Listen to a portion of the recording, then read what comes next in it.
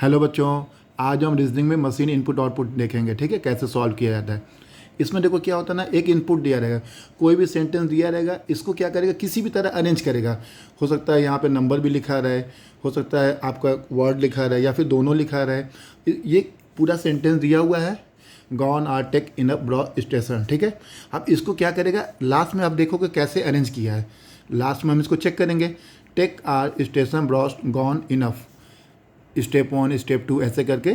अब इसमें हमको दिमाग लगाना था कैसे ये सॉल्व किया है। पहला सेंटेंस ऐसे दिया हुआ है, यहाँ पे देखो लास्ट में क्या किया है, सबसे पहले टेक को लिखा है, फिर आर, स्टेशन, ब्रॉड, गॉन, इनफ। तो सबसे बड़ा सेंटेंस देखो यहाँ पे ABCD में अगर देखोगे GAT, फर्स्ट सेंटेंस को हम चेक करते हैं EBE। तो सबसे बड़ा सेंटेंस क्या है, T, टेक। देखो यहाँ पे टेक को लिखा है, फिर सबसे छोटा सेंटेंस आर, उसके बाद क्या किया है, सबसे बड़ा सेंटेंस क्या है S, फिर A से बड़ा सेंटेंस B, फिर G, फिर E। यहाँ पे इसको अरेंज कर दिया, यानी 4 स्टेप में अरेंज हो गया।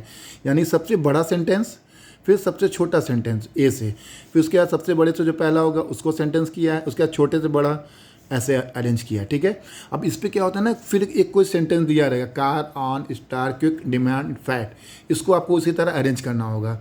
ठीक है, और कितने स्टेप में अरेंज होता है, इसी पे 5 क्वेश्चन 4 क्वेश्चन पूछे जाते हैं। तो क्या सेंटेंस लिखा है, car on star quick demand fat. ये पूछा गया कितने चरण में होंगे, चरण 3 में स्टेप क्विक की स्थिति, चरण 1 में। ठीक है, तो पहले चलो हम इसके अरेंज करते हैं। Car on star quick demand fat. अब देखो इसमें सबसे बड़ा सेंटेंस क्या है आपका, ABCD तक क्विक क्यू।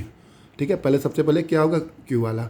पूरा लिखने की ज़रूरत नहीं, हमें केवल सॉल्व करना है। यानी क्यू वाला सेंटेंस पहले हो गया और सबको सेम उतार देंगे, COSDF। ठीक है, अब क्यू अरेंज हो गया, इसको काट देंगे। अब क्यू हो गया। अब सबसे छोटा सेंटेंस क्या है इसमें, देखो COSD, C है ना, C अपने आप अरेंज हो गया है। ठीक है, तो QC। अब देखो सबसे बड़ा सबसे छोटा अरेंज हो गया ना, क्यू के बाद क्या होगा, STUVS, यहाँ पे आपको S अरेंज कर दो। ठीक है, अब देखो क्यू अरेंज हो गया है, C पहले से अरेंज अपने आप आ गया है, S हो गया है। ठीक है, अब इसको जो बचा है O, D और F को उतार दिए।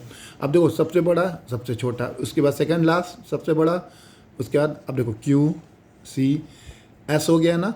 अब C के बाद कौन सा सेंटेंस आएगा, D आ गया। O और F को आप यहाँ पे लिख दो, यानी कि आपका D भी यहाँ पे अरेंज हो गया है।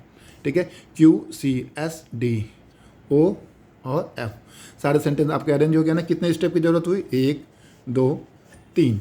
अभी नहीं अरेंज होता, देखो सबसे बड़ा सबसे छोटा, सेकंड सबसे बड़ा सेकंड सबसे छोटा, थर्ड सबसे बड़ा थर्ड सबसे छोटा, अरेंज हो गया ना।